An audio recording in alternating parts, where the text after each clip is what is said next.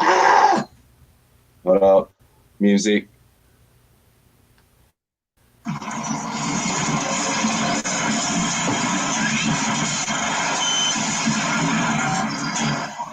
Killer Mutant.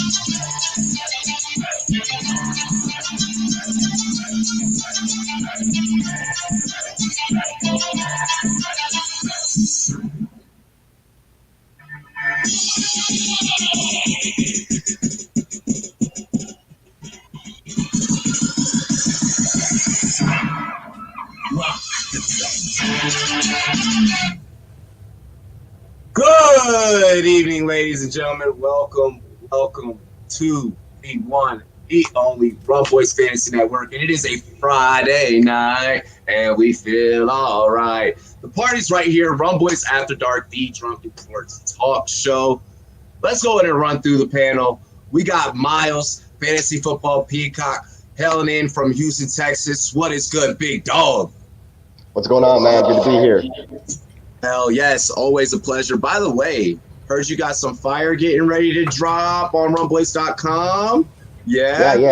I worked on a piece this afternoon. It should be ready to go. Just kind of putting the final touches on it. That way you guys have a good look-see for what's going on this weekend in the divisional round. Hell yeah, make sure you guys head to Rumboyz.com to check that out. Moving on over, right next to him is, of course, our moderator of the evening, JD, Rumboyz Central. What is good, JD? Oh, dude, not too much. Just been reading the headlines all week, and now here we are, back again for more. And the playoffs are deeper and more dramatic than ever. Hell yeah. Hey, bro, keep putting in that work. You, sir, have been running a tight crew over there with the writing staff. Appreciate your hard work. They do everything. Y'all are the backbone. Moving up right above him is Jake Miller, Mr. Rumboyz Combat. What is good, brother? Nothing much, man. It's going to be a busy week. This media is starting up around Thursday, Friday. Check out the weigh-ins, and it'll be a fun weekend. Hell yeah. As you guys see, everybody is busy.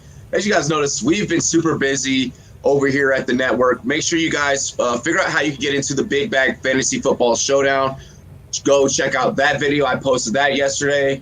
And then also make sure you guys go check out our Super Bowl promo. It is going to be late right after Rumboyz After Dark. I'm going to be chilling with Shama Noel. We're going to go hit the studio. We're going to meet. We're going to talk business. It's going to be fucking late. I'm excited. It's dope. We're doing big things for you guys here in 2020. Fellas, y'all ready to do this before we toss it over to JD? Dilly, man. I'm ready. Okay. Cheers to me. Cheers to you. All the Rumboyz and girls want to do. Dilly, cheers. Cheers. So, JD, take it away, brother. All right, I want to start with Miles here because his Texans came through last week, clutch. So I want to get I want to get that excitement. I want to get it right away. So, Texans, all right, man. Sounds good. Chiefs. Hell yeah, bro. The Texans are going up against the Chiefs, man. Who do you got? Tell me why. Oh, you want to just start off like that? You just want me to start off like that? I was going to, go ahead. First tell me about last week. Sorry, you're right. First tell me about last week. All right, sure. So, of course, last week, epic game. If you guys were watching it, I mean, I know that I was emotionally, it was a roller coaster for me. I'm a huge Texans fan, been there since the get-go. Watching that game, Buffalo came out. It looked like things were scripted. They were ready to rock. They were ready to bring it. They did what they did. They busted out the trick plays. John Brown throwing it Smokey throwing it right-handed. And he's a left-handed guy, throwing it right-handed down the sideline to Josh Allen on that throwback. And then he sacrifices himself and goes in. The Bills were ready to go, man. They had that game. They were taking it. But as a fan and knowing how much time was left after every possession, I was saying, all we got to do is take this ball and score. And just get down there and score. There's plenty of time left. And, getting into the middle of that third quarter is getting scary. But then all of a sudden, J.J. Watt with a sack, the turnaround in momentum, Deshaun Watson taking control. They start to kind of open up a little bit, take a little bit more chances. They got rid of Carlos Hyde. The run game wasn't working. They mixed it up with Duke Johnson, and the game opened up for them. And then it was all D-Watt after that. D-Watt to D-Hop. DeAndre Hopkins had a great game after that fumble. I mean, geez, he got some halftime pep talk third quarter pep talk from Andre Johnson, who kind of just, coached him up and said, hey, don't worry about it. After that, he put up 90 receiving yards. So amazing game, great comeback, a lot of fire, a lot of poise in young Deshaun Watson. I mean, if you guys saw it, I mean, you probably heard it. Of course, that play at the end, Bills go cover 0. They blitz 5 guys in overtime. There were 7 guys up on him. I'm sorry. They had 2 free rushers, basically. They sandwiched him. He got out of it with a spin move, found Tywan Jones down the sideline, and that was game. So anytime you give this guy any bit of a chance, or if he gets off strong, he's not going to – there's no quitting him. There's no fighting the young guy. So very proud of the Texans as a fan just watching that game. But, analytically, it wasn't pretty until, halfway through the third quarter, and then they kind of took over. Coming up this week, though, to answer your question – coming up this week, and if you guys want to react to this game before I move on to the Chiefs, I don't know if you want to hear anything else, but that game was unbelievable versus the Bills. That's all I got to say about that. Dude, talk about it, man. It was amazing, and as a fan, it was probably amazing to watch the second half takeover. I can imagine that was just great. So analytically, though. Heart was in my throat, but yeah, if you want to look at numbers, I mean, the Texans were susceptible to Singletary. He was very effective. I don't know why the Bills got off of that. They kept giving the ball over to the eternal Frank Gore, who just never dies, and he wasn't getting it done.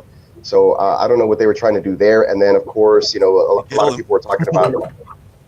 A lot of people were talking about Josh Allen kind of folding under the pressure there in the second half, but there wasn't really much pressure. So, the game just started to slip, and then he didn't come up clutch, and they didn't score in the points that they needed to in the second half. So, I think it was more of the momentum, and the crowd was just too much for them to overcome. They kind of got complacent and thought, hey, we got this game in the bag. And after that, once you start playing that way, it's kind of the NFL is all about that. Who has that momentum? So. Once somebody gets in that groove, that's what it's all about. And I feel like the Texans were able to get that late. And then, they were at home, so that helped a lot too. Welcome, Justin. Hey, Miles, did you see that? Hey, what's up, World Wide West? Welcome to the stream. Welcome, everybody, to the stream. And welcome. Just smash the subscribe. You guys are the best. But I was going to say, Miles, my guy, did you see that Bill O'Brien yelling at a fan? That was hilarious. Did you see that? Yeah, so I woke up to that news. Obviously, that was from the Denver Broncos game a few weeks back when the Texans just went and laid an egg, and Drew Lock kind of tore him up. But I liked to see that from Bill O'Brien. That kind of made me have a little bit more appreciation for him as a fan, honestly, that he's going to stick up and say, fuck you guys. Like, they had a bad game that game. You know what I'm saying? And, somebody yelling, you suck to their players. I don't even think it was essentially towards Bill O'Brien. I think he was kind of just sticking up for Deshaun Watson and his guys going in through the tunnel because he's walking next to Deshaun Watson in that video clip. But yeah, kind of a newfound support for Bill O'Brien all of a sudden, because I wasn't like a huge truther for him. But, he's a decent coach, and at least the thing I don't like about him is he always says the same thing. It's like, oh, it's my fault. We got to do a better job. It's like, well, no shit, right? But his creativity, his play calling, the fact that he stuck with his guns last week, just keep like weathering the storm. Well, he made halftime adjustments, but if you look at it, they still ran the ball in the second half, and they were down 16 points. So he kind of stayed true to, we're going to be a balanced attack. We might pass a little bit more, but we're going to set that up by sucking in the defense and then taking shots down the field. And he didn't abandon that. Most teams would just go out there and sling it and turn it over on 3 downs, and you're in a bigger hole.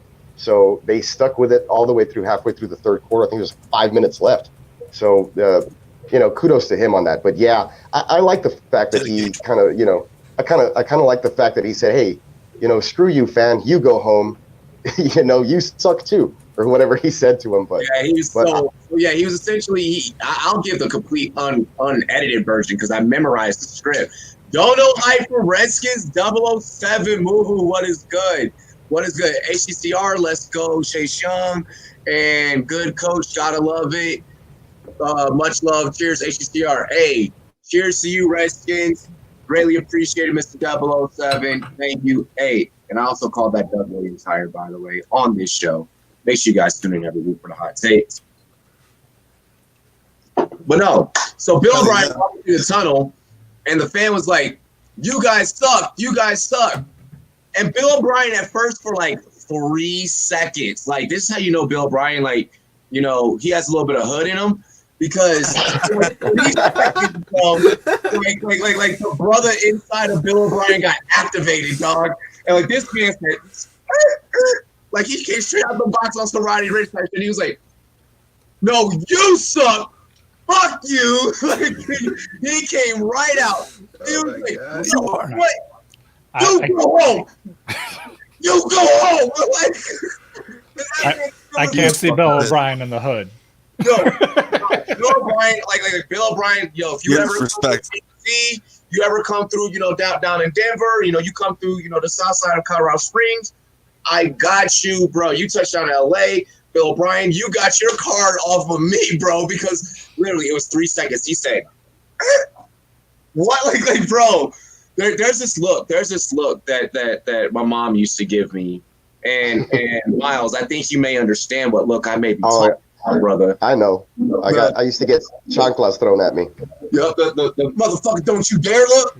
And that's what Bill O'Brien gave that, like a kid that gets caught reaching in the cookie jar. The kid's like, and like mom's like, that's exactly what the fuck happened, bro. But no, Texans, Chiefs. By the way, I will be calling play-by-play for that game. I am sorry, Miles. I am watching the Chiefs on this one. I want to see Patty Mahomes and Lamar Jackson, the two most electrifying QBs, go at it. It is what it is. I'm sorry. No, I feel you on that, man. Everybody I've been talking to, not just because they want to see that matchup later on down the road, but everybody I've been talking to has been pegging the Texans, as big underdogs. And yeah, I think my bartender earlier today too is just like, I got him losing by at least 10 points, but he's an Eagles fan, so I don't know what he really knows. But that's no knock on them. Good job on the Eagles. Getting by. Kudos to my bartender Marco, just shouting it out there. But for them getting by with all the injuries that they had and all that stuff, but they had to make an exit. He said that Clowney hit was dirty, but yeah, you may be picking the Chiefs, but in my latest article that is dropping probably tomorrow, I guess, for you guys, depending on when JD wants to get up on it. I mentioned a lot of good things or a lot of points or a lot of reasons for how the Texans could have won by even more in Arrowhead last time. And not only that, but now there's more, there's been a change in the defense, and there's players that are now healthy that they didn't have the last time. So I know that a lot of folks are saying, well, the Chiefs defense has gotten better. At the same time, there's a lot of variables out there that have made the Texans a better team at this point. So, if you want to take the Chiefs, that's fine. But if you want to be wrong, go ahead and do that too. I feel like it's going to be a closer game. I think it's going to be maybe about a 3-point game. It's going to come down to a last score or a field goal, just like all of the Texans games. And I don't see why that's going to be any different. Okay. Yeah, I actually did release your video, your link. I didn't send it to you, but what were you saying? Sorry, for Justin. With the Texans Chiefs game, I think this is going to be a super close game. I think Will Fuller coming back is something that's really going to be a difference maker, because that really opens the field up for Hopkins to feast as well.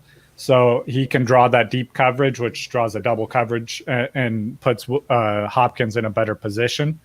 So I think that's going to help keep it a closer game, but I still have the Chiefs winning. And I'm fine with that, and I agree with you on probably everything there. Even the Chiefs winning, I said, it's going to be a one-score close game. They could win, but in my opinion, it's going to be close. And then you have that clutch factor of Deshaun Watson. I feel like he can overcome, in the last 30 seconds like they did against the Saints. It's just that the defense let him up there in that week one when he went like 80 yards in like 12 seconds, and he threw a bomb to Kenny Stills. So, if they keep it close, they don't get off to a slow start, I think that this game might surprise a lot of people, and the Texans might finally be able to get a little bit more respect than what they've been, I'm with you.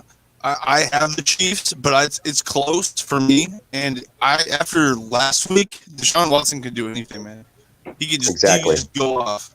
Justin, I want to get your full take on this game for the Texans and the Chiefs. What do you got, my man? And then we'll move it over to Robbie J. I think we heard most of Robbie J's, but we'll finish up with Robbie J. We'll move on to the next one. Yeah, I think it could be next topic. Yeah, we can move on. Yeah, I just covered my Texans Chiefs real quick, so I got more on it that I could cover later. I think Jake. Yeah. All right. Yeah, I'm the last one. Yeah. So I don't know about like the winner of the game. I think the Chiefs should win close. I know that -9.5 that the Chiefs have to cover is crazy. That is not a 9.5 spread. So I did actually bet the Texans plus 9.5, and I think it'll be a 5 to 7 point game at most. But I think the Chiefs pull it out.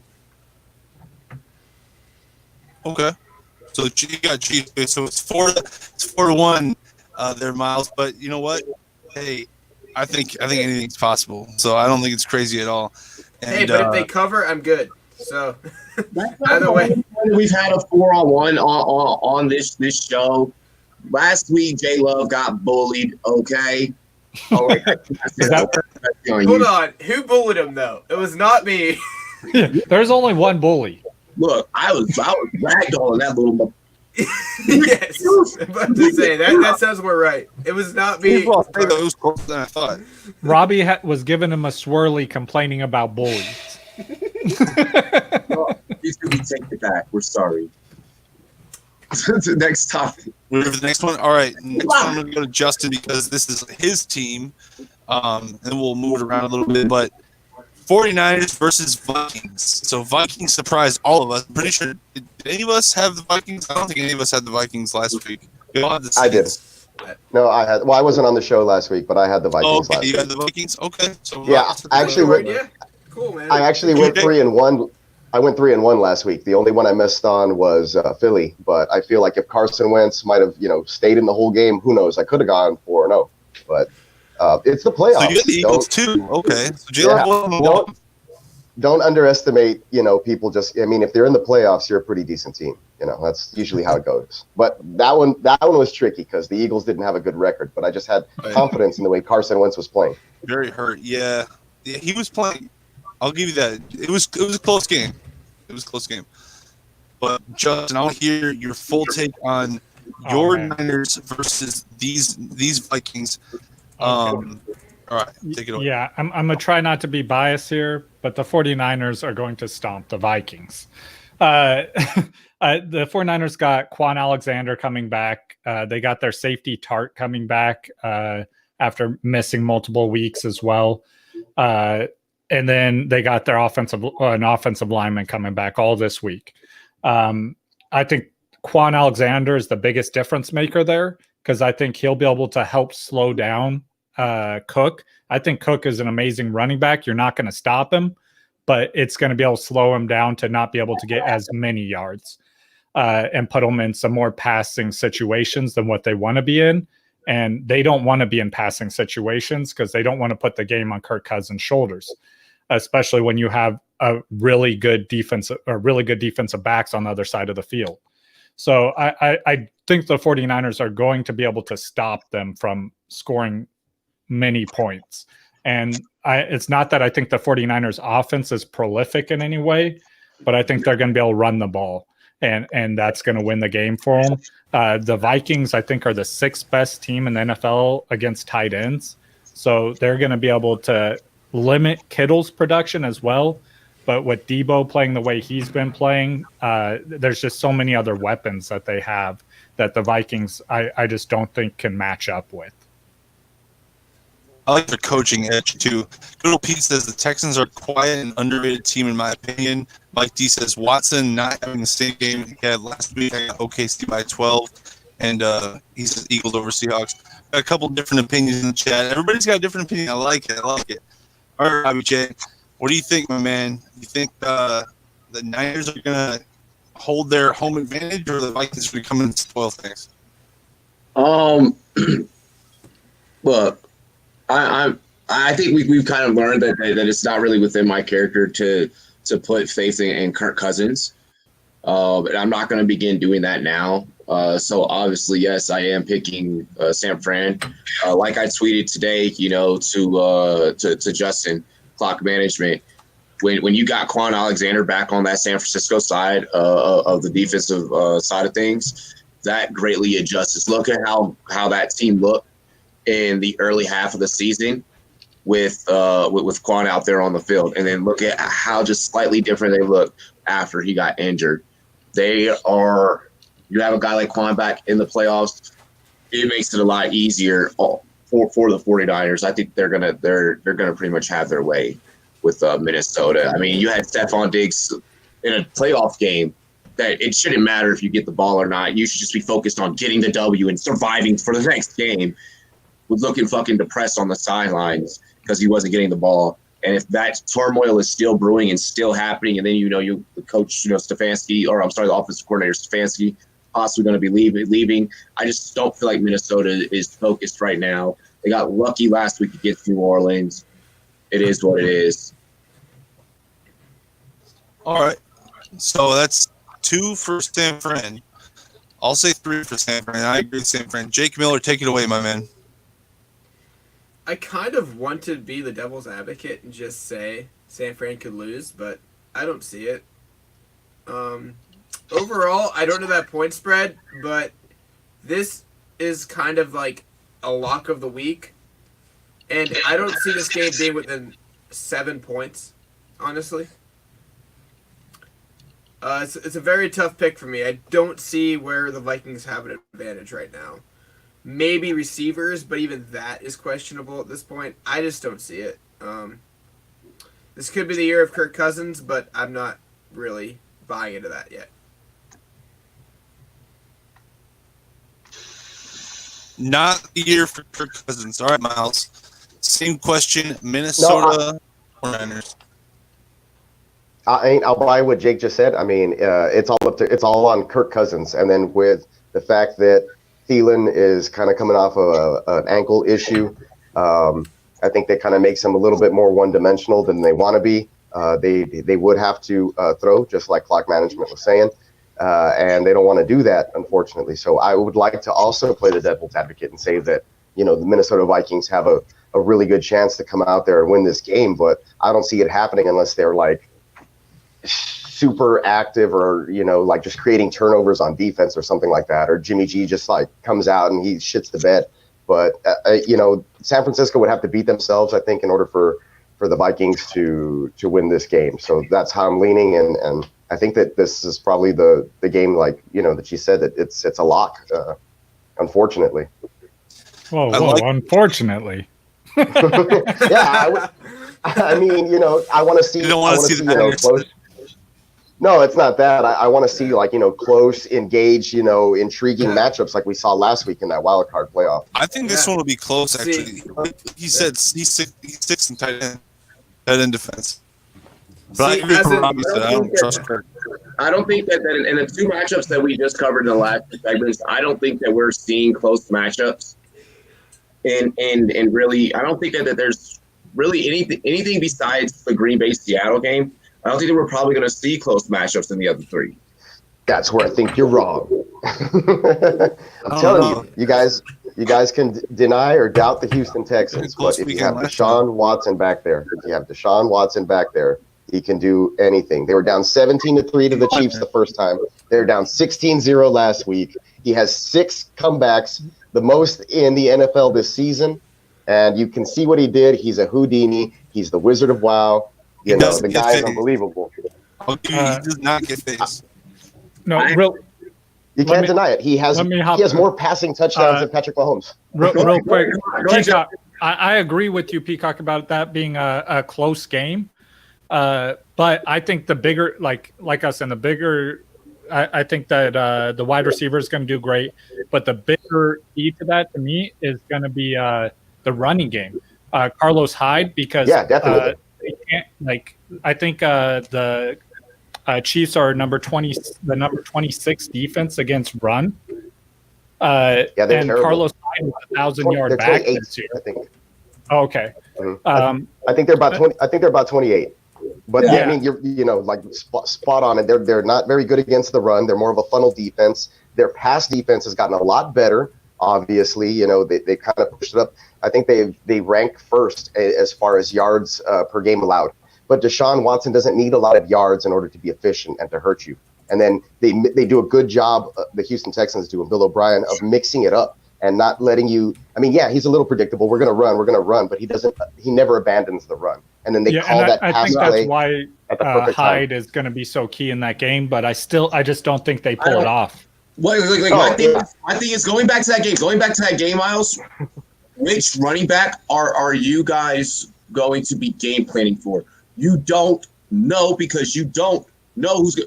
Kyle Shanahan verbatim came out and stated, "I don't give a shit who starts at this point." He's back to the 49er Vikings. I like Shanahan as a coach. Whatever Williams, it doesn't matter. The Texans are pretty bad against the Super Bowl. No, Robbie's talking about the 49er Vikings. 49ers, yeah. My bad. Yeah. Who are you guys going to game plan for? I realistically I don't. Oh, nobody. It doesn't matter. Too many weapons. I mean, and then you got Kittle. No, I get you. I would like to say that game would be a lot closer. That's what I was saying, that I would hope for the Vikings to kind of like put up. I mean, I don't think that one's going to be close. That's my thing. I feel like for some reason San Francisco is just going to enforce their skill players and their defense, and they're just going to come after Kirk Cousins when he's trailing. The year of the playoffs become 10 times better when the Patriots got picked out. Oh yeah. Yeah, no shit. Anyone else? Just all right, the Patriots. Yeah. All right, now let's get serious, guys. All right, one of us are going to win this thing. No, it's exciting. It's good times right now. Now that the Patriots are out and you don't have a lot of those familiar faces, I think Aaron Rodgers is probably the oldest guy left in the playoffs at the moment. So, and then it's Russell Wilson. He's my age. So crap. I'm actually older. I think I'm older than Russell Wilson. Yeah. So. Oh man, I wish I was Russell Wilson's age. I got. Yeah, me too. There we go. Next topic. I'm like Frank Gore's age. I want to start with Jake on this next one, and then we'll get Robbie to start with the next one. So the next one we got Titans and the Ravens, my man. The Ravens are your division, so we'll start with you on this one. Is this going to be a blowout, or are the Titans going to give them some problems? It will not be a blowout the first half. I do think that long layoff from any stress levels on the football field will hurt the Ravens the first quarter, but talent will take over. And I do think this could be a 7-point game, maybe.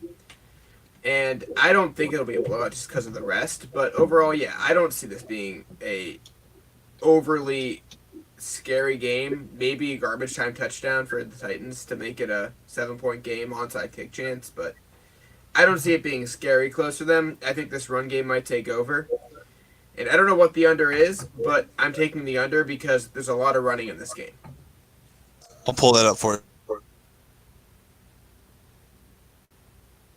Robbie J, same question. Do you have the Titans giving the Ravens problems, or do you think they'll just run roughshod all over the Titans and it'll be no big deal? All right, so one of two things going to happen, all right? So one, you have to look at Derrick Henry, okay? Derrick Henry, our regular season leading rusher, absolute fucking beast. We don't know exactly how healthy, 100% like Mark Ingram is going to be, but then you also have to look at the other side of the coin. Both these teams are going to win based off the running game. Even if they don't have Ingram back there and he's a heavy volume back, they still have Lamar Jackson. You know, they still have Gus Edwards and Justice Hill. You know, they still go out there and hit you with tricky 3 tight end spreads. Hollywood Brown will turn on the burners, and I feel like that they absolutely positively have to put the ball into Hollywood Brown's hands this weekend in order to absolutely secure the fact that they're going to win. Use your speedy, your fastest player, spread the field through the air to counteract the fact that they're going to pound the rock and eat clock, and even play a couple of those, you know, Patriot-style mind games with the flags and the rule book and stuff in terms of play calling and running out the clock. With that being said and with that being stated, I do think that it is possible that the Titans are going to be greatly disappointed that their game plan of being run heavy and pounding the rock is going to turn around and bite them in the ass, because this is the most electrifying offense in the NFL in my eyes, because of the personnel they have and the way that they use that personnel. It makes the Baltimore Ravens more electrifying. I could see them possibly making this a two touchdown spread, 2 touchdown game. He said Angry versus Henry. I'd buy that pay-per-view. Connor Burke said, don't forget about Gus Edwards, most underrated running back in the league. No cap. And by the way, just for Jake, I just wanted, before we move on to Justin for this question, I wanted to let you know it's -7 is the spread. So just in case you want to. Yeah, that's right on the line. I would probably go Ravens there. That is right on the line I picked. Yeah, probably about 7 to 10, I think. So I'd probably take the Ravens in that game. Rumboyz.com for all that information, guys. If you need to know anything about betting or previews, we got Miles just dropped a fire-ass article. Kevin Smedley just dropped an article. All right, Justin. Look at I don't see a way the Titans can win this game. Like, they're just going to be overwhelmed in every aspect, I think. Derrick Henry's a beast, but they're going to need to put points on the board fast. And I don't think they're going to be able to do that. I think they're going to fall behind quick in this game and then just stay behind the whole game and trail. Maybe not by a huge amount of points, but I think they're going to lose this game pretty handedly. Same question. Ravens. So everyone says Ravens are going to win. I think the Ravens are going to win too. I think it could be a little bit close, though. Just call me crazy. What do you think, Miles? I'm not going to call you crazy at all. I'm going to play a little bit of devil's advocate here for you, JD, and I'm going to go ahead and say that it's going to be, you know, if you say the line 7, I'll bring it down to like 5 or something like that. And I'll say that, you know, they have a chance to hang in there, maybe push this thing for like an overtime or a late kind of drive thing. You got Ryan Tannehill back there, who's behind Lamar Jackson in fantasy points since he took on the role of the starting quarterback for Marcus Mariota in week 6. He's been en fuego, on fire. The guy's been killing it. All right. And with limited, you know, attempts, and he needed 76 pass yards to beat the Patriots.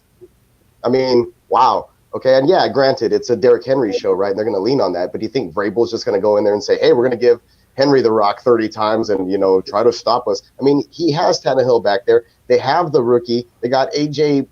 Mother-freaking Brown, who's been also on fire, tearing it up and, you know, attributing to Tannehill's success. We know that Tannehill can break the pocket, get out of there, and you know, move and get on the run and make things happen and improvise as well. So this is a team that the Texans see twice a year. They usually give them some fits, you know, here and there, but you know, they have a solid chance of making this a lot closer than most people would think. The defense, it's also, yeah, the head coach is a defensive-minded head coach, you know, so he may have the best actual opportunity to scheme against Baltimore. So I mean, who knows? You know what I'm saying?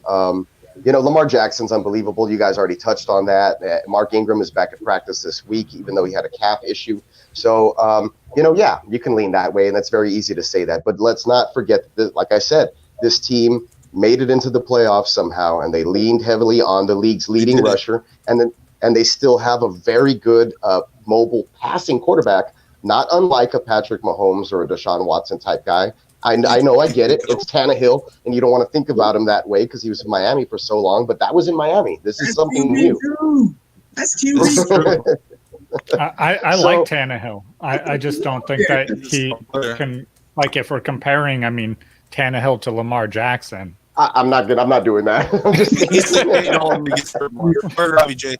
Let's for time purposes, let's speed it up a little bit. Robbie J, my guy. Seahawks or Packers? Break it down. Older QBs have not had. Miles actually alluded to it earlier in the previous segment. They haven't had the best of luck this playoffs, and I have alluded to this over the past almost like years some change now. Like of us running the Rumboyz Fantasy Network. You guys can go way back and check out me and Ty Boogie's old episodes back in the fucking basement. And I used to state that the turning of the guard it's coming. It's coming. I used to always state, give it the next year and a half, 2 years, from back then. And we're actually seeing what I stated then come into fruition and happening. For that reason, and me sticking with that take, because that take is aging very well, I don't think that Rodgers is going to do it. Don't get me wrong. Both these teams can run the ball. And I feel like, somewhere right now in Wisconsin, Green Bay, Aaron Jones is sitting back with a pair of ESOS audio headphones, which are the new official audio headphones of the Rumboyz Fantasy Network, which will be coming soon to these sets. Make sure you guys get ready for those. But he's sitting back with his headphones. He's like, nowadays, everybody would have thought they forgot about Aaron Jones, because that's exactly what the fuck has happened. The media has forgotten about Aaron Jones, despite how effective he was and how great that we saw him, especially when we didn't have to worry about BKB. Thanks for hopping on Sportscaster. We didn't have to worry about Jamal Williams back there, kind of interfering with touches. But it is the Seattle Seahawks. It is Russell Wilson. The game is changing. Despite how great Aaron Jones is, and it is going to be snowing up there in Green Bay a shit ton, the bad man is not going to pull it off. It is going to be the Seahawks, and I think that this is going to be the closest game in the snow. I got this being a single-digit game. There's BKB right. Yeah, I'm taking the Seahawks. Take Seahawks. Jake, my guy. Seattle, Green Bay. In Green Bay.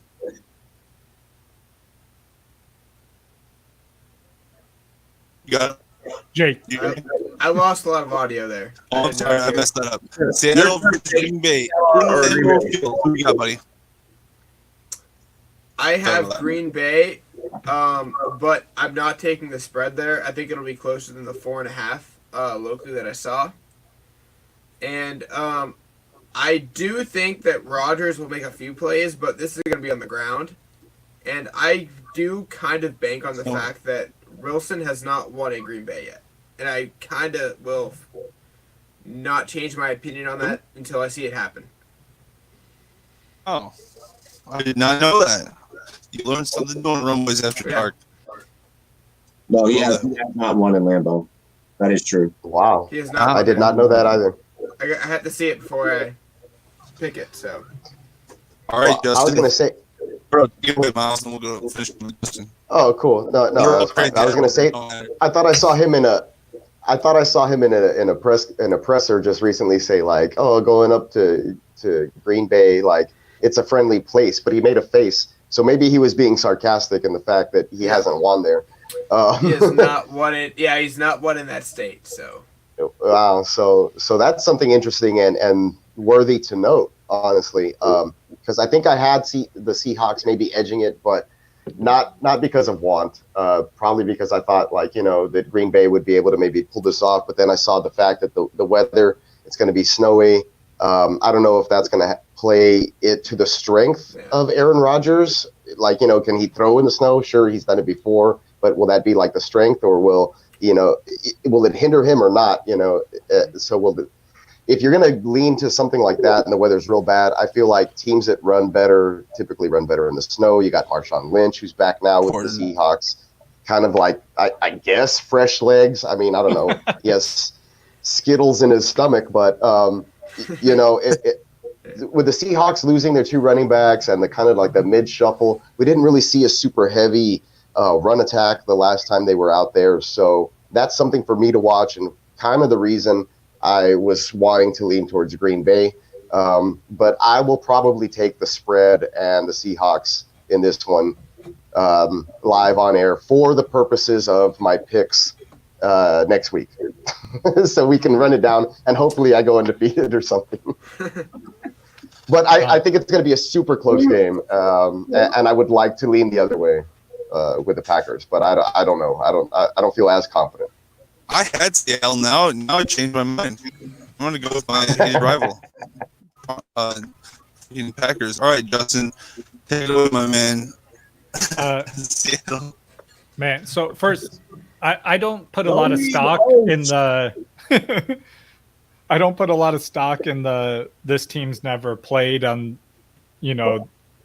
well in this stadium and stuff like that. Personally, it's not something I really look at when I'm because every team is different. Like this team is a completely different team from 10 years ago in Seattle. That being said, Marshawn Lynch, I think is 34 years old now. I think Travis Homer is the bigger difference here. He's the better running back in my opinion of those two. He's faster. He can catch the ball better in the open field, and he looked better when I watched him. So I think Seattle needs to rely on him more. I think this is going to be the closest game out of all of these games to pick, and it's probably going to be won by a field goal at the end of the game. And I think Green Bay is going to make that field goal. I think they just have a better offense, and their defense is good this year. They're a young defense, but Seattle's offense is young too, except for Marshawn Lynch. And he might be too old.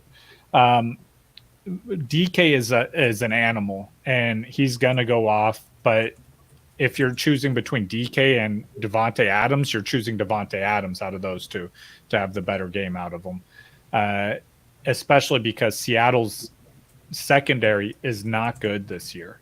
So I think Devontae Adams could feast and have a couple touchdowns here, and they're going to end up winning by a field goal at the end of this game. Rodgers is going to make some throws. And that kind of brings me to my next question. BK, cover your ears.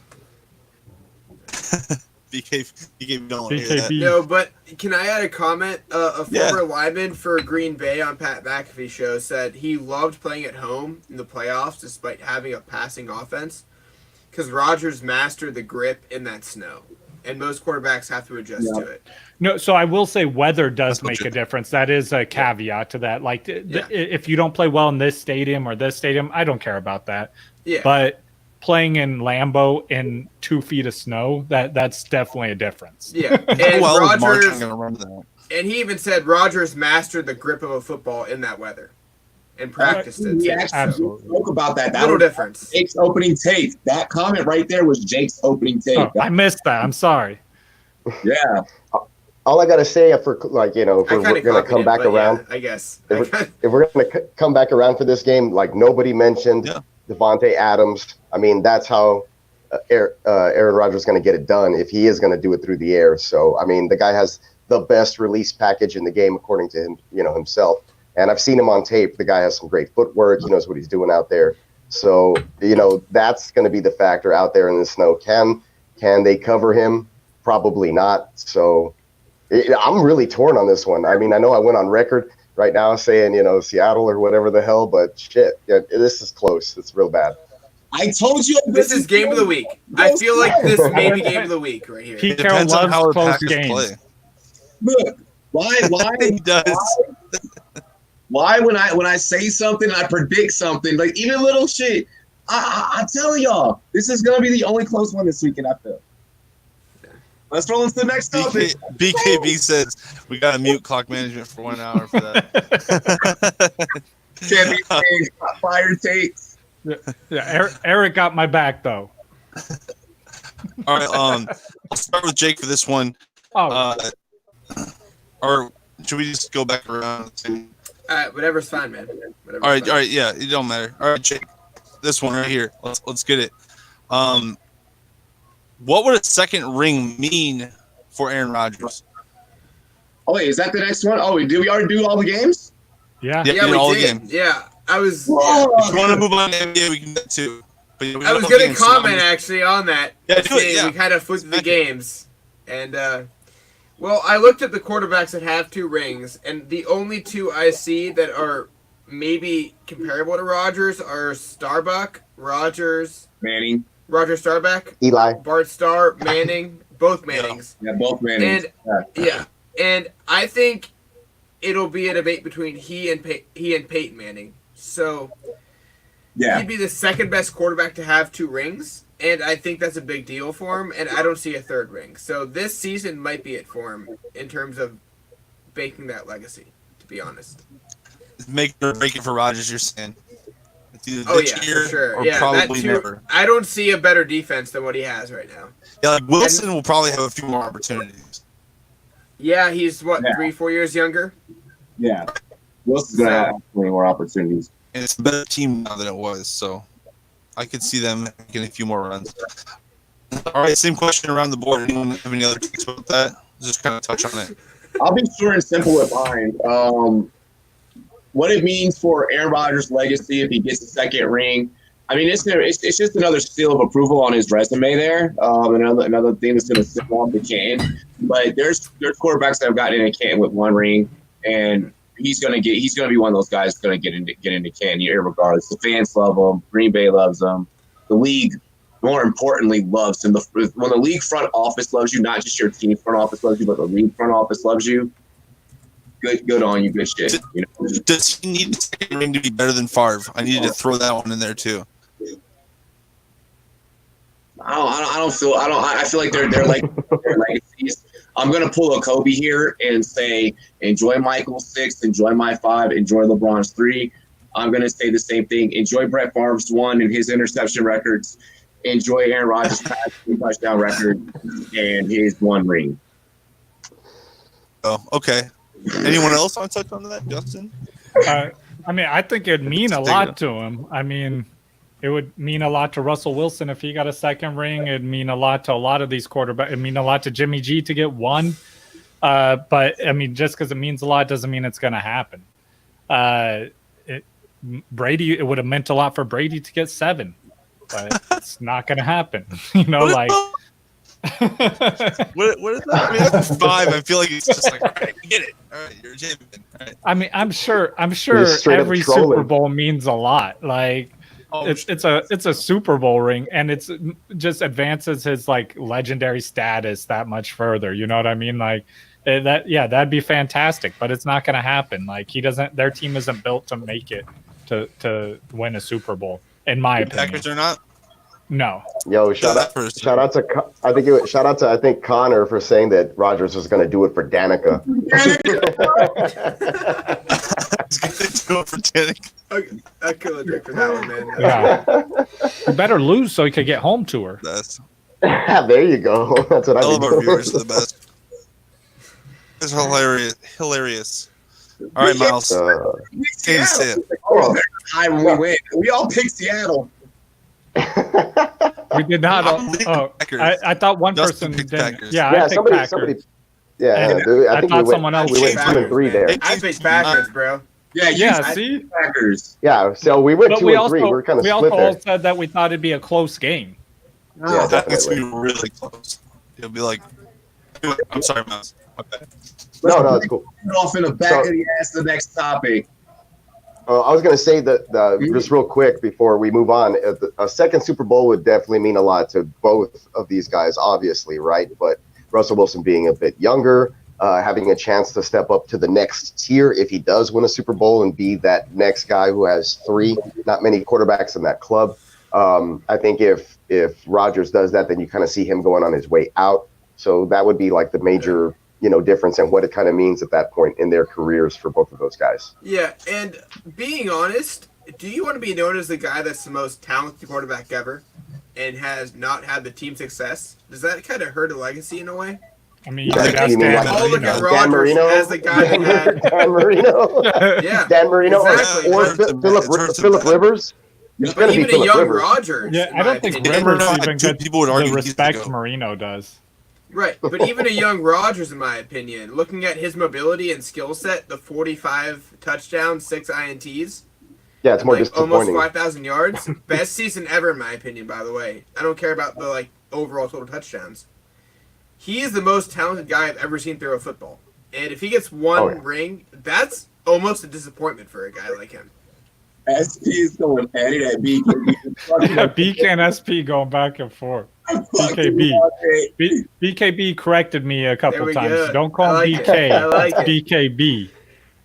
Yeah, I'm sorry. We're going off the dome. He did say we better show up if they win because we can't hide from him right now. Hey, just so we'll be here. We'll own it. I said I was close. Honestly, it could go either way for me, but I went on record and took the Seahawks. If they win, we own it. It's cool. We'll show up. Good for him. Just so everyone knows, we do this show off the dome. Every single analyst here on this show is straight off the top, off the cuff. Like, none of this shit is fucking rehearsed. So just so y'all know, what we got next. I will say I got my stats up here, though, to keep me in line. I mean, you... Oh, yeah. No, we do that part. That's cool. We make our picks. I mean, I put money on them, so, like, I kind of have some. Right, yeah. Involved, but, yeah. I've read in the end, it's all fun. I mean, in the end, it's all fun. It is football. Maybe because I don't have a team that ever makes the playoffs. So, I mean, my team hasn't made the playoffs for like 10 years. So, well, I'm a Browns fan. It's all the fantasy stuff. We're just football fans in general, and it's all the fantasy, analysis. Just it retains like a sponge. So. I do my best to remove any bias. All I'm saying. So, any non-Browns topic makes me feel good because I don't deal with that. I got non-Browns topic and a non-ball topic that we have to touch on before. It's going to be a shorter show because we got this interview and performance afterwards, so it's going to be epic. You guys have to stick around for that too. Stay on Rumboyz Fantasy Sports Network right after this. Anyway, so do not stay on after this. No, I'm going to be heading to the studio with Shama Noel, and we're going to line him to make sure we get a good Super Bowl show. So, yeah. Stay tuned, though. Excuse me. Yeah. But go back and watch all the old stuff. I'm messing up. Come back for that later. Yeah, come back for that later. But go ahead into the archives and watch some of our old stuff here. Exactly. Or you could watch the new clock management episode that'll be going up immediately after this. Yes, we'll do that as well. I will do that personally. I'm going to have some dinner and watch you talk. I appreciate it, man. You got to do that. You got to read. You got to read Miles. And you got to read Rumboyz.com. You got everything going on. Anyway, so Kevin Durant went on Twitter yesterday, and Kevin Durant, I'll tell you what, man, he was like, I looked at the feed, man. He was talking crap the whole day. He was clearly not happy about this Russell Westbrook thing. I'm not exaggerating that. He probably tweeted 200 times throughout the day, if not more. I'm not even exaggerating. I wish I was. It was ridiculous, and I was shocked. I was like, man, how many times can anyway? So Kendrick Perkins started talking about Russell Westbrook was the best player. If you haven't seen the tweets, go to my YouTube channel after this. Anyway, they had a huge beef. He ripped into him. If you guys saw it, what are your thoughts? Robbie J. Let's go with Robbie J. Yeah. So first off, you have to be. Let me put it like this. All right, Kevin Durant, you're from the DMV, but bruh, like I usually try my best to defend you because you're from the same area as me. So by default, I try and defend you, but this time I'm not defending you. This is a move of how you say you tuck your fucking nuts between your legs, bro. You really had to steal another man's shine. You had to steal Russell Westbrook's shine on Russell Westbrook's return to OKC. You are that upset. Soft. You don't have clout. You don't have respect in OKC. First off, who the fuck was respecting OKC? Who once respected? It's fucking Oklahoma. Like, Oklahoma, you have those states that when you think about the most boring place in the United States of America that you could possibly go, there's like Montana, Idaho, and then Oklahoma, and like Kansas. Like, they're all fucking bunch together, like Nebraska. Like, they're all like the bunch together, right? JD? Dirt Bowl USA. I mean, no disrespect, but yeah, I know about it. Listen, like, KD, you need to stop acting like an immature little girl. Like, it's a shame. And then in one of the tweets, if you guys go back and look, and the tweets are also up on the Rumboyz Fantasy Network Facebook page, and I retweeted them out as well on our Twitter. So you guys, multiple places. You got multiple places. You can view them on JD's channel. We have them we'll throw them up on Rumboyz.com. I don't care. But You cannot do this. You cannot be this soft, especially when you are a grown-ass man. Let's take basketball out of it. You are a grown-ass man. You put your pants on the same way that I do. And for you to be going on Twitter acting like a little bitch, I'm sorry. I can't deal with it. Man, I just he was arguing with everybody. Anybody else want to touch on that, Jake? You sound like comment on a video. And I'm not pulling the fucking card that every other analyst does where I'm like, celebrity box me, bro. Like, fuck that. I'm calling you out and I'm letting you know that you're being Logan soft. Paul. I'm just letting you know that you're being soft. Please. No, we are never covering this Logan Paul thing ever. No. Thank you, Jake. Only on my channel. Never cover Logan Paul for anything ever. Yeah, I refuse to do it on my show. Even on the news, no one cares about. It's below that. Thank you. You know, and touching on that, I would just want to say, like, is KD acting like he who shall not be named on here with his Twitter deal here? Why didn't he just get a burner account? Okay. No, I would not put it that far. Working on getting another burner account. He admitted in his tweets from his own verified account that he get another burner account. This is obvious too. I mean, until KD farting in doctors' faces, raping women, sending threatening text messages. I mean, you know, we can't really compare those. No. But is he on his way? Is he on his way? I think we all agree on this statement here. If he took the moment to comment on something from his whole team and said, I don't like this, do you think he regrets his choice? Yes, he does. I'm not saying he regrets leaving. No, if he took the time to comment, yeah. And I'm not saying leaving OKC. That's fine to me. Do not go to the team that beat you when you choked when you're up 3-1. He regrets that. Yeah, don't go to the team that beat you. Go anywhere else. Anywhere else, find somebody to come with you. Build around that. Do not go to the team that beat you, ever. My biggest problem is that he was so obvious what was going on. He was jealous that Russell Westbrook was getting all this love, and so he got salty. It's obvious, anyway. And in Russ's defense, he played minus that Beverly BS timeout call that hurt him long term with the injury. Russ played more than KD did. KD had injury problems there. Let's be honest. You got a Supersonics. One of the Supersonics coming back. That should be one of those there you go. But no, I agree. People called me out in the chat. They thought I was just trying to cater to BKB talking about the Sonics. No. I just don't see it. I just do not see how KD could argue against. He went to the only team people could be mad at. And yeah, there you go, man. Any other team is fine. I don't care. Just don't go to the team that beat you. Don't care about it if you do. Even LeBron built a team. I don't care how it happened. LeBron built a team. No, you're good. It does not matter. I was gonna ask Jake. Jake, can I get a personal question answered for me, Jake? Since I know you don't have Twitter and you're kind of like our UFC expert. I know that we have the UFC 246 coming up. Go ahead. And I mentioned you guys the last time that my homeboy Carlos Diego Ferreira is going to fight. What do you think about him squaring off with Anthony Pettis? You know, it's kind of like it's a lightweight fight, but I think the weight distribution on that one's pretty. You know, it's like a 20-pound difference right now, or I don't know how they're going to come in or what their camps have going on. But I mean, what do you think about that fight? Just before I dip, because I'm going to have to head out here. Yeah, I saw the line. And I don't want to be like that person, but if I were to bet on Pettis, I'd win. If I were to bet $11, I get $1. That's how bad it is for him.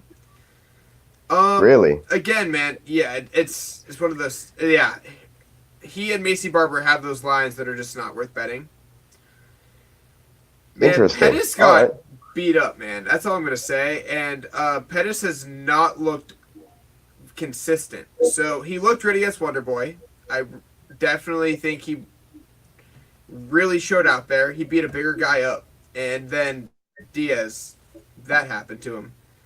It could be either way, man. This could be the Pettis on your way out type of fight, or it could be Pettis shows up and has a career going forward. Pettis reminds me a lot of BJ Penn earlier in his career. Well, BJ Penn, man. Well, how he would look him. Yeah, but sometimes he'd come in and look amazing, and then other times he'd come in and look like, did you train for this fight? I agree.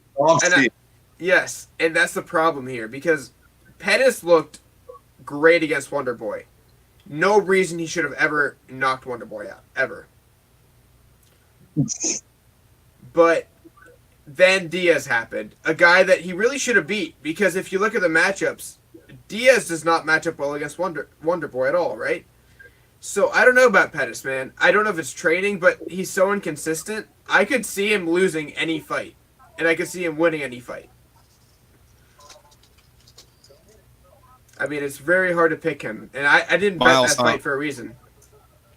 Yeah, I agree with you. Like I wouldn't want to bet on him in that fight, just like you said, because he's expected to win that fight, but he could easily just not show up and just like he and Macy are locks. You can't make money on that bet. You literally can't. Oh my gosh! People in the chat are making me laugh so hard. Yo, my fucking 5-year-old just comes in here with a jarrito soda and fucking pops the cap off it and he goes, boop, pops the cap off and it flies across the room and he's like, sup, daddy? What about cheers to you. All the boys and girls, what it do? Dilly. We're doing that. Mm-hmm. Man, I'm feeling great. I've finished a couple drinks over here now. I'm sure you had snacks on your show. Let's no, go. So he broke his computer. So let's hear the story. No, so like about this morning, he texts me and he's like, "Dude, I feel super bad. I dropped a drink onto my MacBook." He's like, "I'm taking my computer to Apple to get it fixed right now. I'm trying to get it fixed." He's like, "I think I could get it on later, but I would have missed this show if I waited on him." So I was like, "Dude, we'll do it next week, and you got to come on our Super Bowl show." And he's like, "Deal." So he'll be on next week, and he's going to be on the Super Bowl show now. So we got Nikki Snacks from Big Dog's Gotta Eat coming on. We got Smitty. We got the Fantasy Couch. We got the Rumboyz. We're doing it big. Doing it big. Oh, are we all invited here or just Robbie? Yeah, the whole Rumboyz crew. You guys all invited. Man. Anyone who wants to jump on, you're welcome to, man. I just taught myself today how to run this whole thing we got going on here. So now I'm fully situated, ready to do that. Oh, wait to see the upgraded version. I'm going on the upgraded version, and we're probably gonna. I'm gonna hit you up later about that. Yo, that was about to be a leak. Yo, that was about to be a leak. I'm about to say something that has that. Yo, I need to sign myself to an NDA. The fantasy counselor SP, he could come on, but only if he fights Smitty first. He has to fight Smitty, and if he wins that fight, he is invited on to clock management. Only if he wins the fight, though. Is it going to be a YouTube boxing fight? First, I'll give you absolutely. I'll give fantasy counselor a fight. Me and Robbie are calling the fight. On Twitter. You guys got to start talking shit on. They got to start talking shit on Twitter so we get hyped up. No, the counselor does Instagram. Yeah. I've been helping Smitty spam his Instagram. He says he's not going to fight Smitty. He only wants to fight Carson Wentz. I'll take the fight. I guarantee he'll see me. He'll see me. He'll be like, yo, yeah, I'll take that fight. And I'll be like, oh, bet. Now we're gonna catch weight. I'm coming in as the A side of the house. That's first fuck off because I'm experienced. Second off, I'm gonna leave the whole experience shit out. Actually, fuck that. Let's edit that out later. But yes, I'll take it. I don't care. I got another NBA question for y'all if you want it. Go ahead. Let's hit that really quick, and then let's hit college football playoff national championship. Okay, really quick. Alex Caruso and Taco Fall are being voted into the All-Star game by the fans. Now, obviously, the writers have much to say about it too. So, chances that they'll actually get in the All-Star game is probably nothing. But is this bad? Is this bad for the fan? Is this like give the fan vote a bad reputation? Does this hurt the fan vote? Or is it just funny to joke? Is it a cool troll? Who are we starting with? Jacob Miller, take it away. And you feel like I don't think you can go any lower than the fan vote then the Tracy McGrady should be an all-star thing when he had one good game with the Knicks. I think that was the point where it was over. What? The one point where Tracy McGrady was an all-star for the Knicks because he had one good game. Does Melo deserve to be an all-star? I mean... Honorary? They did it for D-Wade and Dirk. So that's like why I don't know how important. Did he say he's retiring though? Did he say he's done? That's the problem there. Like he has to say he's done. That's true. That's the problem. Yeah. That's a good point. But I remember McGrady had that one great game with the Knicks in like that 2 or 3 week span that hurt himself before the voting was done, and it was not even a debatable topic. But yeah, that's one of those moments where it's like. Yeah, I mean, they control and vote. They don't deserve it. I'm sorry. There's points where it happens where we're lucky McGrady got hurt because he would have been in as a starter that year. Was it 2011? I think. Something like that. Yeah, no. Wasn't it before 2011 or was it 2011? I think it was before. Look it up, JD. I think I might be wrong on that. But Connor Burke is right. The fan voting just grabs attention of fans. Fan voting will have zero impact on the actual starters, just like it did, just like what happened last year. Yeah. I agree. Like last year, you could argue if you just went by the fan vote, Luka Doncic would have been an all-star. So now he's actually like evolved. But yeah, no, I agree. It doesn't matter that much, but it is. It does give the writers an excuse to just dismiss the fans. I'm looking it up now. Actually, I want to see when he was on the Knicks that year. So with Caruso, all right. So we have to realize that with the fan voting, and we also have to pray that right now, I mean, football has kind of kept the trolling and the fan trolling out of their sport. The NBA is a sport where everything's so inviting and so just like, you know, when it comes to social media and the marketing aspect of it. And I think that's how Adam Silver likes it. I mean, David Stern kind of started already pushing it in that direction anyways. And then when Adam Silver took over, rest in peace, David Stern. Then when Adam Silver took over, it became even more. The NBA, the NBA is built for a lot of also younger fans like as well. And I feel like a lot of younger fans on social media talk more shit when it comes to the NBA than what they do. I see on Twitter, because we cover everyone else, you know, unlike everyone else's Twitter, I don't just like in the fantasy football industry, you know, fantasy football is our bread and butter here, but I don't just follow all the like the fantasy football channels. I follow every sports channel because we cover every sport as a company, as a whole. We cover every sport, every type of fantasy, every type of everything, right? So the culture that the NBA has created to where people can, the NBA even shows highlights of in-game highlights that happen on fucking Twitter, and you can literally chop them and you can take them and then you can create them. There's multiple NBA accounts on Instagram that let them use highlights, you know, so on and so forth. You know, YouTube is the only place where the NBA is actually really strict. That's because of YouTube's guidelines. Like, it's just a culture that they've created to where now they've invited trolling to where it can affect the all-star voting. It's not going to matter, the trolling. Realistically, I mean, how much of a troll is voting for Alex Caruso? Like, I'm sure there are some real Alex Caruso fans, or either there's fans. Yeah, all Lakers fans, or either fucking all, you know, Patrick Mahomes fans, and they're people that know that they were roommates in college.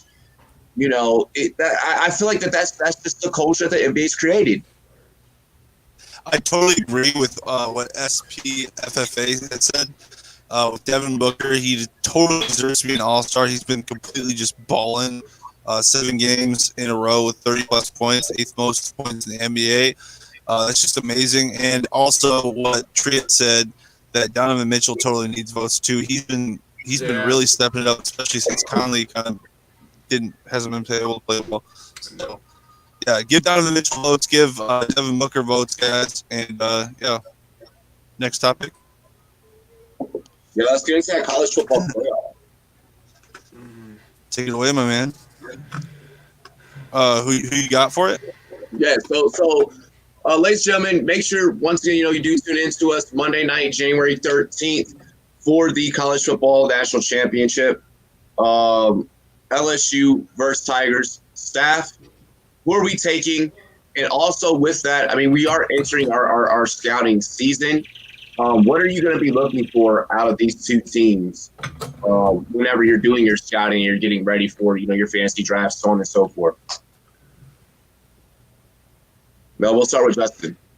Oh man, I have. if I'm choosing who's like picking who I think's going to win, I'm going with LSU in this. But I for fantasy purposes for football, like that's more important to me. I'm not huge into like the whole like betting odds. Like I like how Jake does that because I'm not into that as much. But I love the like fantasy aspect of this. And it does have like there's a lot of players that you're going to be looking for in the NFL draft. So I'm going to be watching these players to just see how they perform, but obviously not just this game. I'm going back over, all their tape from the season. But it's just great to get that extra tape from them. I want to see the composure under pressure, especially for the quarterbacks playing in a big game situation and how they play. Wide receivers, you want to see like their concentration, their route running is super important to me because that's where a lot of college wide receivers struggle is just route running abilities and understanding it. So those are things that I like to see. There we go, Jake. Take it away. All right. Well, I could tell you as of 7 days ago, the line was 5, favored by LSU, obviously. And I did take LSU in that game. I just think the talent's there. Burrow is the guy right now, and almost solely because he has college experience as a player that has not played a lot of football in college. And I like his maturity over a 21-year-old Lawrence, and he's 23 right now, or about to be 23. I do like that experience, and I think he'll win this national title and be the first overall pick in the draft. And I think this is the next step to him making that great jump. I really do. The only thing I would add is that it's nice to see the national championship, or whatever you want to call it, the playoff championship, consist of two really high caliber pro-level quarterbacks. That's cool two pro quarterbacks. It's great. Yeah, but I just don't see it. Burrow's been around. Burrow is a guy from Ohio, and if he gets sent, I'm going to say sent, actually, to Cincy, because that's not a great spot for him. It's a hometown area. It'd be great for him, and I think he has learned so much. I think he can outlast Lawrence in a maturity battle if it's a high-scoring game. Mike D says LSU. Clemson has the experience, but but that is at the non-quarterback spot, and that's where it comes down to it usually too. That's my counter on that. Alabama. Sorry. Really quick, I gotta agree with SP. I do agree with that. I think we all agree with that. Alabama. Yeah. Warriors, no Patriots. Yes. Excellent. This is excellent. Yes, I agree. It's nice. It's nice to see new champions. The way that I'm going to shape up the college football national championship, first off, this is one of the first national championships in a long time that I am highly, highly excited for, and I'm super excited.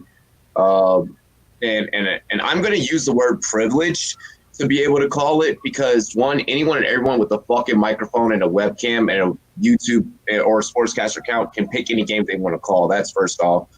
But two, to call it the way that we're going to call it and to be studying it and to be breaking it down, to be looking for all these secular things that Justin of Clock Management Fantasy Football just mentioned, to be able to satisfy the needs of those that are focused on betting lines, to be able to satisfy the needs and work on this game and call this game for the people that are, out there in dynasty fantasy football leagues looking who the next big rookie is coming up, knowing that we're gearing up for a potential of maybe trying to interview this upcoming class of rookies again.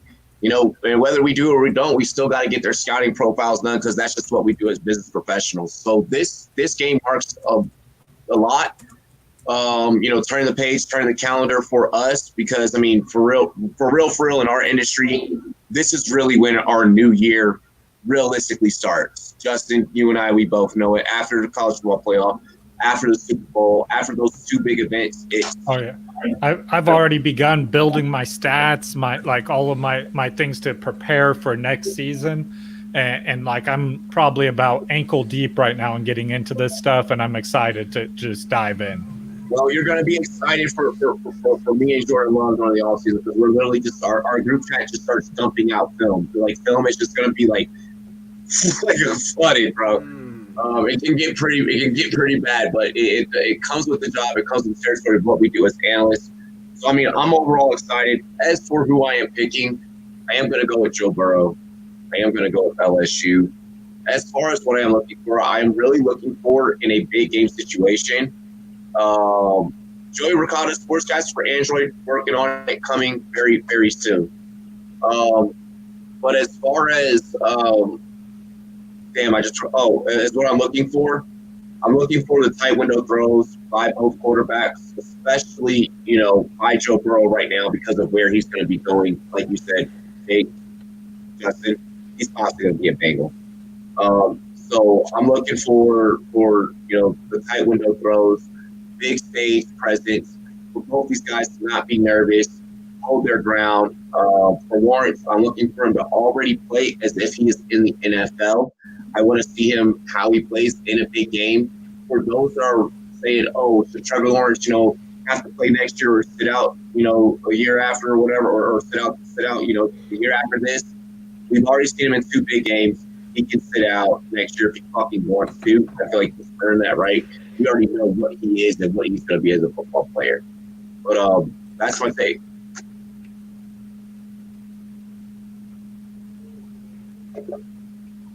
Hell yeah.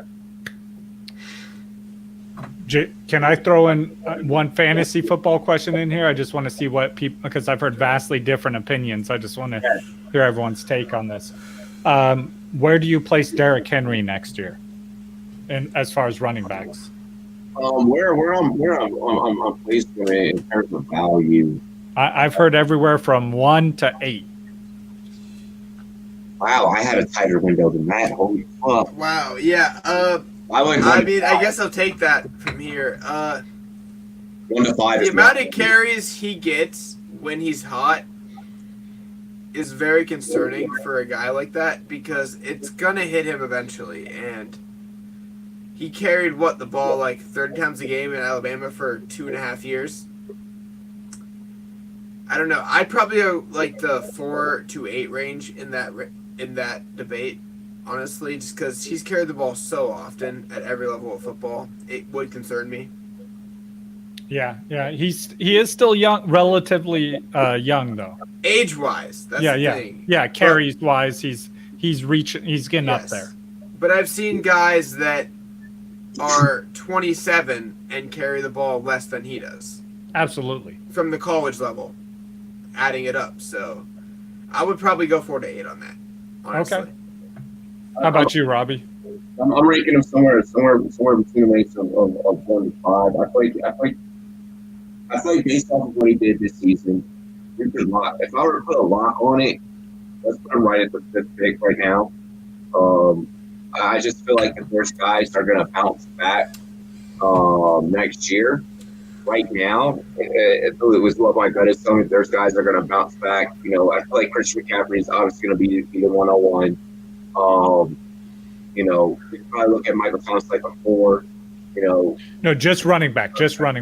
Okay, cool. I mean, just running back. Then then I say he's probably got to be like 4 or 5 right there. I mean, okay. I look at the guys that were top picks last year and evaluate the fact that an off season is in place, which means healing and strength training and rehabilitation and stuff like that. I wasn't high on Derrick Henry until he got the rushing title, and it took for him to do that, and he did that, for this year. He got a really great offensive line. We don't know how things are going to shape during the offseason. I'm leaving him at about a 4 pick.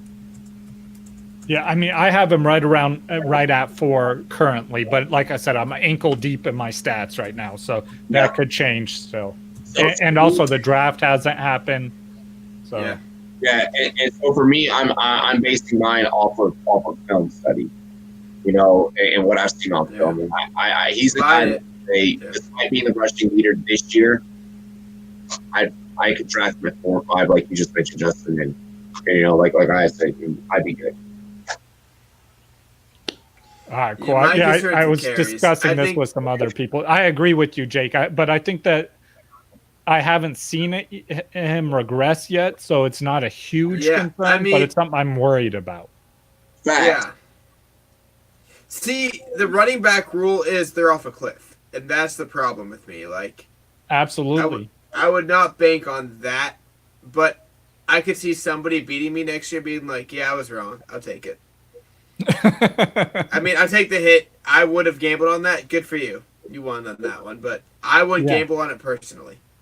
Okay, I got it. I if I'm the number 5 pick and he's there, as of if it were today, I'm taking. I kind of like this actually. SPFFA here, Jonathan Taylor, baby. I kind of like this one. Yeah. What do you think next year? I want to get into the film before taking that question, or before. For sure. But I mean, I because I have not gotten into my college film. I mean, you can tell by us two, our two personalities. Justin, you know, he's got the stats. He's looking. You know, me, I'm a very gut feeling.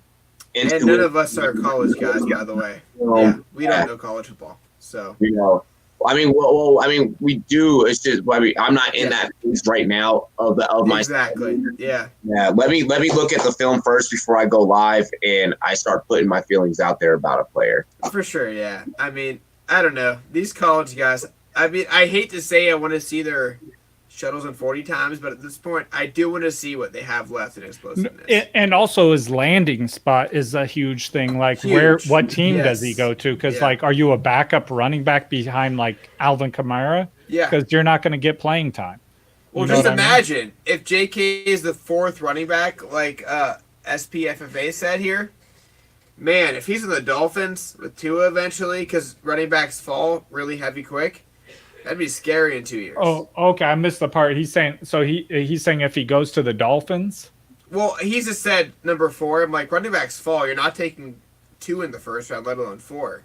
Yeah. He may fall to the second. Like, I mean, I'd love that matchup. Yeah, like Tua and Dobbins. Yeah. I'd love that offense right there. The landing spot is crucial with any running back. Like we last year, you saw that with the top running backs taken. Yeah. Each one of them, like however you rank them, I guarantee you, like talent wise, that's not how they finished at the end of the year once they got drafted to whatever team they went to. I just love that idea too. Just like seeing him fall in the draft to like a quarterback that is maybe younger and they develop together like Zeke and Dak, man, that'd be scary. SP said if he goes to the Steelers, to me, like I do like Snell though. I do support Snell. Exactly. That's a bias that's to me. The problem is I think there's competition. There's competition there. He doesn't step into a starting role. I mean, Snell broke records for a reason in college, so I do like him. Exactly. I mean, Connor he's a few states down, but I do like the guy. So yeah, I mean that'd be tough for me to. And as of today, James Conner is still on that team. Exactly. So I mean, but we will get into plenty of scouting and analysis. Look for but we're gonna see how we're gonna chop that up because we are gonna be including film on that. That is going to be probably a sportscaster exclusive, and maybe we'll just like cut out we'll edit the film out and then just drop the audio kind of type of deal on YouTube. Just we want to show you guys film. We want to show you guys what we're looking at, what our perspectives are. So look out for the Rumboyz in the Film Room series dropping on Sportscaster as an exclusive. You know how we do every single football season over there. We get the film going. It's time to prepare. Hopefully the NFLPA reaches out. We can knock out some rookie interviews this year for the second time in a row. You guys know that only you and you only can send us there. I gotta head out real quick. My wife just got home and she doesn't have her keys with her. So I was about to turn to you. Wow. shit. So hurry up and plug your shit before you go. I mean, she had a few. Yeah, No make sure problem. you guys subscribe to Clock Management. We're going to be doing giveaways for Super Bowl and leading up to the Rumboyz Super Bowl show. And, you know, they're going to be doing giveaways too. So stay with us all morning, Super Bowl morning. It's going to be like nothing anyone has ever seen in the fantasy football community. So make sure you guys tune in. It's going to be great. And subscribe to both our channels. It helps us continue to grow and do more things for you guys. So I appreciate it. I know Rumboyz appreciate it. JD, Jake, we all appreciate you guys. So keep tuning in and subscribe to us. And we'll keep making great content and doing giveaways. BKB, we're going to a XFL game together. So we're both Dragon fans, so we can bond on that. Dragon fan. All right, peace out. JD, plug what you got going on. I see that you're about to get ready for bed. It looks like. Oh no, I just was. Anyway, it doesn't matter. Sorry about Yeah, the you're fucking. everything. It's really weird. Are you not wearing? What is going on here? I I got think JD was in the middle of fucking. I had it. Yeah. Anyway, it don't matter. I'll tell you later. But regardless, so my channel's getting a little bit more active. We've been trying to chase some headlines. We've been trying to keep you guys informed on all the crazy things going on in the world of sports, and just headlines and everything. So yeah, everybody go to rumboyz.com and check out all of what we got. Go to my channel, Jake Miller's channel, Robbie Rumboyz Clock Management. Pedro Smith's got a channel too. He's a writer of ours. Check him out too. Show him some love. Yeah, man. Cheers. Zay, shout it out. What you got? Man, there'll be some stuff coming up. I'm gonna write up the weigh-ins for sure, and I'm gonna figure out how Connor looks. Man, it's kind of scary to think that he's gonna go up against Cowboy at the moment, who has fought at 170. When Connor has fought at 170, he weighed in 7 pounds lighter, so it's gonna be a tough one there. So I'm definitely gonna write that up and see how he weighs in and figure this one out, because this is going to be a weird bet. Connor's heavily favored. Yes, JD? He just dropped. All right. Well, it's gonna be a weird spot there, because what Connor weighs in at comfortably is gonna be a scary thought, because he weighs in under usually. If he weighs in right on that line and is conditioned, it might be a bad night for Cerrone. That's all I'm gonna say. So. Very much so. Very, very much so. I'm happy that you're covering boxing and MMA for us. By the way, I'm gonna need to get you on. What is he doing? What is he? I can't even hold composure right now. What is going on? I'm gonna need you to get on the Timo Lopez assignment, though, Jake. That's the assignment I'm gonna need you to cover. For sure, man. I will right now. Yeah, I'm definitely looking at the tape too, man. Thank God, JD. Oh, thank God. You open up again, please. No, we're good on that. Other than that, the Super Bowl weekend in Miami, JD's clearly ready for Miami. He got scared off. The Super Bowl weekend, Rumboyz live stream, Rumboyz 54. Rumboyz Super Bowl 54 is going down. What is going on? We're going to be raffling away a seat for one of our loyal followers, one of our loyal subscribers for the Rumboyz Fantasy Network, for the big fantasy football, for the big fantasy football showdown. Oh my God! What just happened? Cheers, y'all. Hit us up on rumboyz.com if you haven't already. No, please, AD. No, do not go on stream. Cheers to me. Cheers to you. All the Rumboyz and girls want it. What did you do?